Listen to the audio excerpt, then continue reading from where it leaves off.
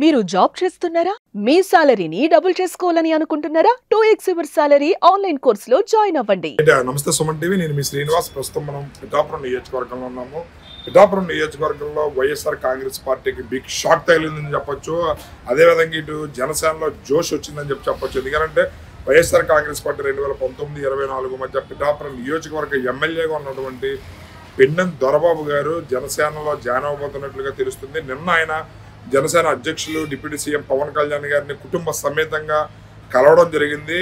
మార్చి 14న జనసేన పార్టీకి సంబంధించి ఆవిర్భావ దినోత్సవ వేడుక చిత్రాడలో చాలా అంగరంగ వైభవంగా జరపడానికి సన్నాహాలు జరుగుతుంటే, ఒకవైపు దాని పార్టీలో మంచి జోష్ వచ్చే విధంగా జనసేన పార్టీలో జాయిన్ అవ్వడానికి పెన్నెం దొరబాబు గారు కుటుంబ సమేతంగా నిన్న పవన్ కళ్యాణ్ గారిని కలవడం చర్చనీయాంశమైంది. అయితే ఆయన మార్చి 9వ తారీఖున లేదా మార్చి 14వ తారీఖున కానీ జనసేనలో జాయిన్ అయ్యే అవకాశాలు కనపడుతున్నాయి. మార్చి 9వ తారీఖున జాయిన్ అయ్యి ఇటు పార్టీకి సంబంధించినటువంటి ఆవిర్భావ దినోత్సవ సభకు ఫుల్ జోష్ తెచ్చే విధంగా ఇటు ఆయనకు ఉన్నటువంటి క్యాడర్ కానీ లేదా కార్యకర్తలు కానీ ప్రతి ఒక్కరిని కూడా జోష్ నింపి ఇటు జనసేనకు సంబంధించి 12వ ఆవిర్భావ దినోత్సవాన్ని ఘనంగా నిర్వహించడానికి ఆయన వంతు ప్రయత్నం చేసే వీలుగా ఆయన మార్చి 9వ తారీఖున జనసేన పార్టీలో జాయిన్ అవబోతున్నట్లుగా తెలుస్తుంది.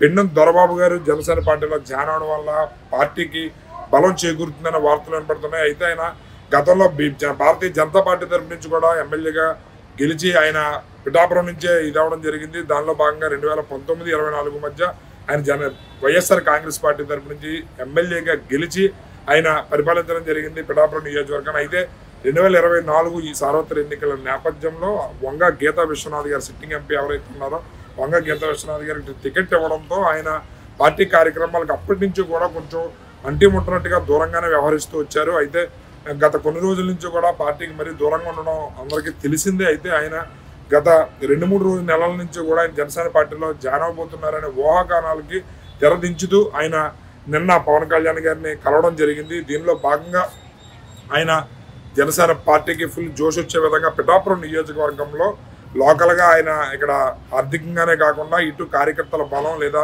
రాజకీయంగా మంచి పలుకుబడి ఉండి ఇటు అనుభవం ఉన్న రాజకీయ నాయకుడిగా పేరు ప్రతిష్టలు ఉన్నాయి. మంచి సౌమ్యుడు, మంచి వ్యక్తిగా కూడా పెన్నెం దొరబాబు గారికి పేరుంది. పవన్ కళ్యాణ్ గారు నిన్న ఆయన అల్లుడు, అదేవిధంగా ఆయన కూతురు, ఆయన సతీమణితో కలిసి పవన్ కళ్యాణ్ గారిని కలవడం, కుటుంబ సమేతంగా కలిసి ఆయన పవన్ కళ్యాణ్ గారితో చర్చించడం జరిగింది. పవన్ కళ్యాణ్ గారు సానుకూలంగా స్పందించడంతో ఆయన జనసేన పార్టీలో చేరడం అనేది ఖాయమైందని చెప్పి మనకు తెలుస్తుంది. అదేవిధంగా గత కొన్ని రోజుల క్రితం తంగెళ్ల ఉదయ్ శ్రీనివాస్ గారు పెన్నెం దొరబాబు గారు గృహప్రవేశ ఆహ్వానానికి వెళ్ళి కలవడం, ఆయనను సన్మానించడం కూడా చర్చనీయాంశమైంది. దీనిలో భాగంగా ఆయన రాబోయే రోజుల్లో జనసేన పార్టీ పిఠాపురం నియోజకవర్గ అభివృద్ధికి ఏ విధంగా సహాయపడతారు, ఆయన కార్యకర్తల బలం, అదేవిధంగా ఇంకా జనసేన పార్టీలో ఎవరెవరు జాయిన్ అవబోతున్నారు, ఇది ఇంకా పార్టీకి సంబంధించి వైఎస్ఆర్సీపీ ఎంతమంది సిద్ధంగా ఉన్నారు ఏంటి అనేది రాబోయే రోజుల్లోనే తెలిసే అవకాశాలు కనపడుతున్నాయి. అయితే పెన్నెం దొరబాబు గారు చేరిక జనసేన పార్టీకి బలం చేకూరుస్తుంది అని చెప్పి చాలామంది కార్యకర్తలు కానీ నాయకులు కానీ ఆశావాహులు కానీ